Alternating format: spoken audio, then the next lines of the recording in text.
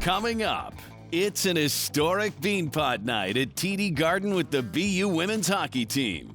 Athletic Director Drew Marichello sits down with the Patriot League's preseason Basketball Player of the Year, Caitlin Weimer. Plus, go where only the biggest BU hockey fans go, inside the Dog Pound. That's all next on BU Terriers Unleashed.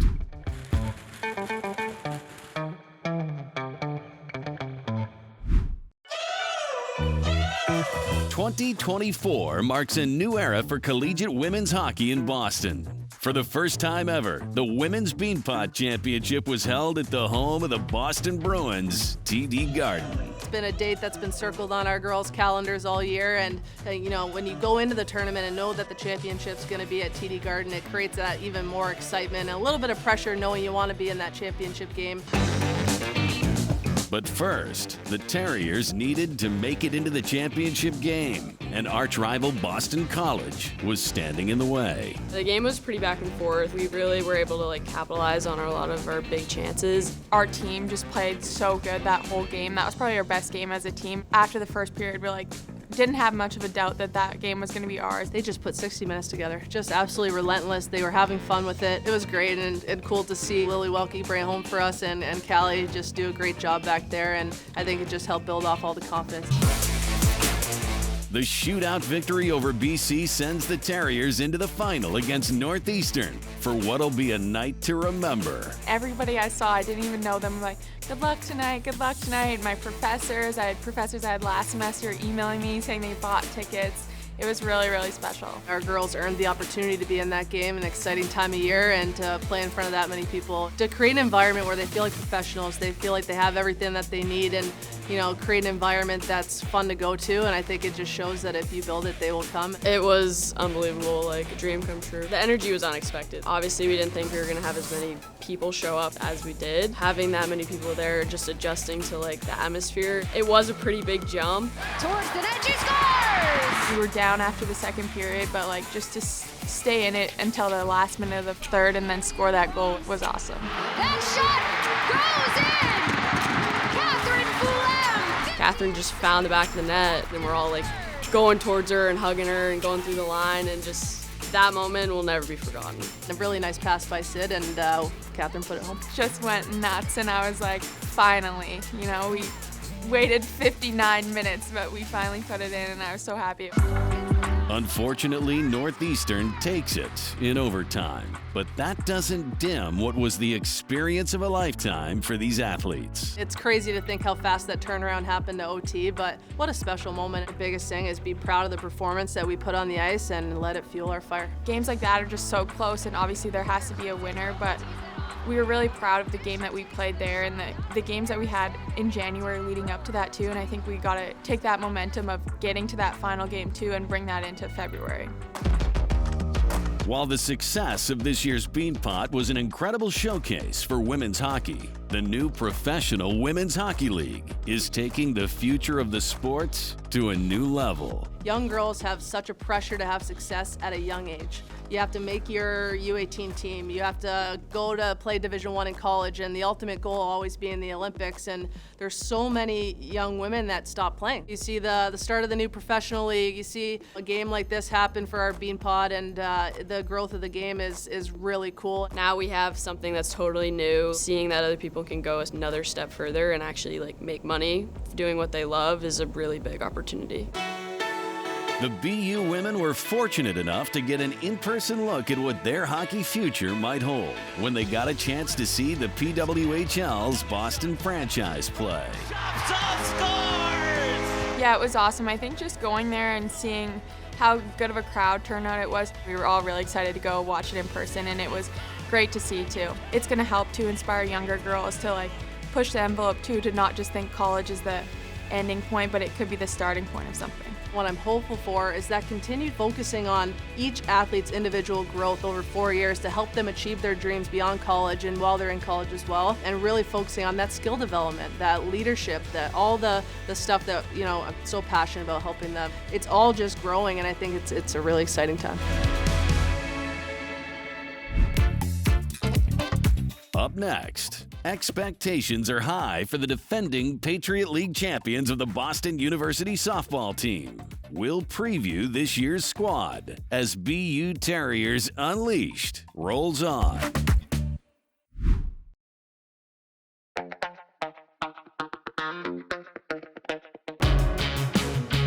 The Hobie Baker is college hockey's highest individual award. Over the years, 3 BU players have been honored: Chris Drury, Matt Gilroy, and Jack Eichel. This season, 2 Terrier standouts have been named as candidates: sophomore defenseman Lane Hudson and freshman forward Macklin Celebrini. Pitchers out, Celebrini scores! Both players made headlines at the recent World Junior Championship in Sweden, where Macklin starred for Team Canada and Lane was a huge part of Team USA's gold medal triumph. They have a lot of respect for the game. They have a lot of respect for their opponents, and I think that goes a long way to show what type of individuals they are, and it goes a long way for our program. And Lane winning the championship and how he acted when they won was very impressive. He has respect for the other team. He won with class, just the way he acted and represented himself, so really proud of him for that as well. Yeah, he's got a million times better. He's always been small his whole career, obviously, and I think he's finally playing to his size. He's stronger now. He wins battles. Like at World Juniors, he's played a lot more D. He played a role in the penalty kill. I don't think he's penalty killed one time here, so it's pretty cool, like getting to see him play different roles over there. Lane is really dynamic. His offense is amazing. I mean, the kid had a hell of a season last year, and he's off to a great half this year. Whenever he gets a puck, he makes something happen, and he's not afraid to make plays and make chances. I mean, Laner's a phenomenal player. Everybody can see that on the ice with the puck on his stick. He's a wizard. But I think off the ice is really where he brings his team together. He's more vocal this year, stepping up into a leadership role. Celebrating in, shoot, scores! Macklin was their best player at the tournament. He's just such a special talent. There's not many skilled players who play the way he does, but also plays in the hard areas of the ice. He's going to go into a corner with 3 guys and he'll come out with a puck. He's constantly looking for ways to get better through video, through extra sessions on the ice. There's a big reason why he's potentially the #1 pick next year. What some people might not realize when they see him putting up all these crazy points, his competitiveness and his work ethic. He does not like to lose at all. Everything he does is top notch. It's with 100% effort and intensity. Yeah, he's a great player. He competes harder than anybody I know. Super fun playing with him. Mac is a mature player on the ice. I think he's really good in all 3 zones. He's got a hell of a shot, and he's really good at making plays, and he plays with his feet, and he draws a lot of penalties, and he's not afraid to challenge an open ice and get in the dirty area. So, I think he's a complete player, and in the draft this offseason, any team who gets him is really lucky.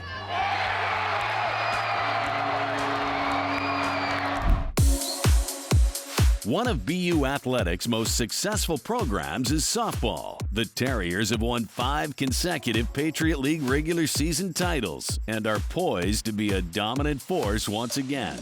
After signing a multi-year extension, head coach Ashley Waters returns to lead this special group. For me to have such recognition of BU over the years and growing up, and then to be at the helm of it, I mean, I couldn't ask for a better situation. I've had a great relationship with Coach Waters and Coach Carden. They have supported me in the most amazing ways as I've grown up here. I definitely wouldn't be the player I am today. I wouldn't be the person I am today without both of them. This past offseason, the coaching staff got even stronger with the addition of 2-time America East Pitcher of the Year, Allie Brewster, as pitching coach. Being able to hire Allie Brewster has been just so incredible. She fits the dynamic of our program brilliantly. She's in the Hall of Fame at Stony Brook. She pitched in America East. She obviously has an incredible ability to identify mechanics in pitching, but also manage the pitchers and get along with them. She is going to be such a force with our pitching staff and such a huge help this season, and I'm so excited that we have her and that she came here. We have one of the best pitching staffs in the country. One, their capability to work, but 2, what they've been able to do on multiple stages. Lizzie Avery, Allie Boaz, and Casey Ricard, all 3 of them back at it again. They're some of the best pitchers I've caught in my life. All 3 of them are determined. They work hard every single day. They do a significant amount of reps, whether it's offense, defense, throwing, pitching, catching, every single day. We do full team practices, and they're pretty intense. The pitchers are throwing live at-bats every single day, so the girls are getting at least 4 or 5 at-bats a day. With a long list of returning players, this year's team has some lofty goals, especially after setting school and Patriot League records for most wins in a season with 52 in the 2023 campaign. It's a new year and we have a target on our back, so we got to continue to play hard, not be too cocky but confident. We have a great roster and we have 5 new freshmen that are just going to make us even better. And I think having a really strong core group that is coming back this year is just going to make that transition just a little bit smoother. Last year's team won the Patriot League and made it to the NCAA tournament. This year, they're looking for more. We want to try and win a couple more games, maybe win a regional. That would be the goal. It's what a little girl dreams of, to be able to make it to that stage. We definitely need to be playing our best softball going into the NCAAs, and I think that takes preparation way back in the fall. The Terriers' 2024 season gets underway with an epic 5-week-long 24-game road stretch across the South. Travel's a lot of fun. We get to see a bunch of different teams that we wouldn't necessarily see, and it definitely makes us better. Just being able to travel together, we just get to see each other in every single shape and form. So we really just get to make all those inside jokes, make all those memories, and it's just so fun every single year. It's exciting to travel with a bunch of kids and get to see them experience different parts of the country and get to see them take down big name teams and to watch them celebrate each other, and it makes my job, pretty incredible when you get to be a part of that. We can celebrate moments, but the ultimate goal is to always do more than what we did the year before. The 2024 season started on an impressive note as BU swept the first 2 games with back-to-back no-hitters. Sophomore Casey Ricard blanked Binghamton, followed by grad student Allison Boaz shutting down SIUE. The victories also gave head coach Waters the most wins in program history with 272. Coming up next, Athletic Director Drew Marichello sits down with basketball standout Caitlin Weimer about her record-setting career and what to expect the rest of the way this season. So stay with us.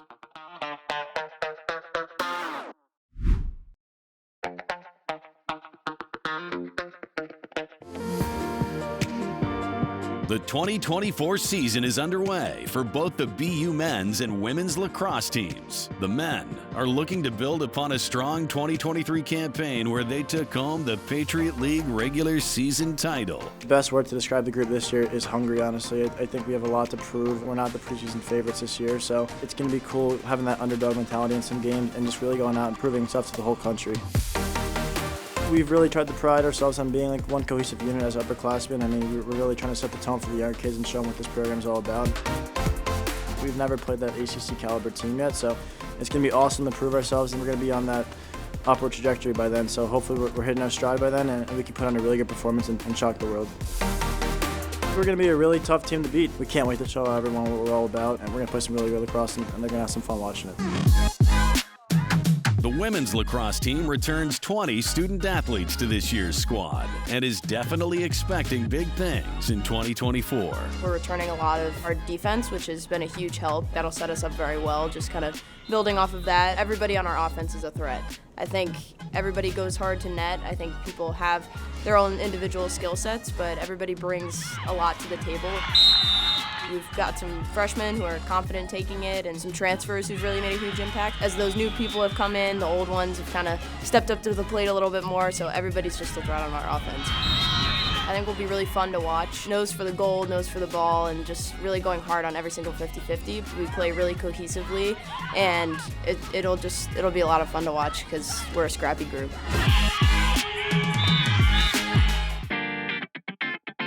Now BU Athletic Director Drew Marichello catches up with star basketball forward Caitlin Weimer, who recently passed 1,000 points in her college career. Finds Weimer, and there it is. Caitlin Weimer, 1,001 career collegiate points. I'm here with Caitlin Weimer, who's a senior member of our women's basketball team, and she hails from Cortland Manor, New York. Caitlin, I can't believe that the season is winding down. You've been part of a team that made it to the Patriot League semifinals in your first year, won the regular season last year and made it to the Patriot League finals. Obviously, the NCAA tournament is the goal for this team. What's the mindset of the women's basketball team? We want to be in that position again and be in the Patriot League Championship and do everything we can to get there. Whatever we need to do to make that happen, whether it's getting in extra work, getting extra film, doing anything we can to help each other to get through the season and just be the best that we can at the most important time of the year. You were afforded an honor that has never been bestowed in the Patriot League, and that you were selected as the Patriot League Preseason Defensive Player of the Year and the Patriot League Preseason Player of the Year. It's great. It shows that the coaches recognize your ability and your accomplishments. It also probably sets the expectations up here. How do you deal with that? Just doing everything I can to go out on the court, not worrying about what expectations people have, just knowing my game and doing everything I can to be the best player, to win a game, and best leader I can for my team. You're in fact a transfer.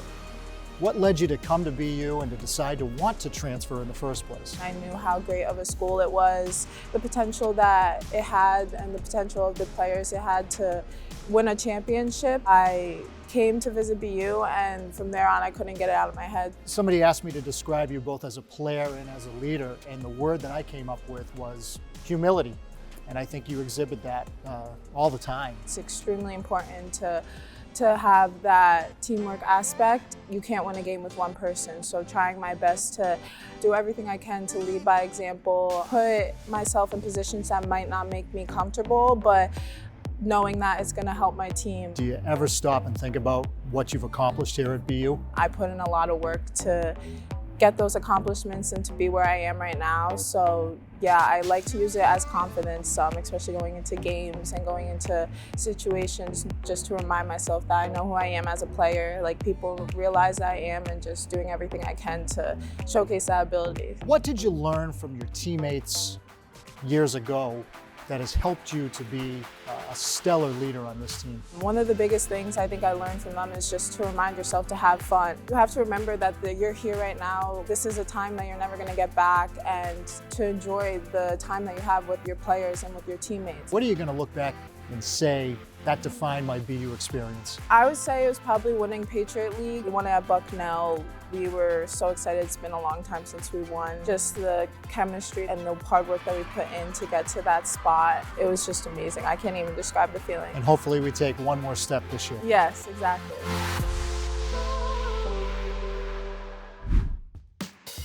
Next up on BU Terriers Unleashed, it's gonna get loud. We're taking you inside the dog pound, so don't go anywhere.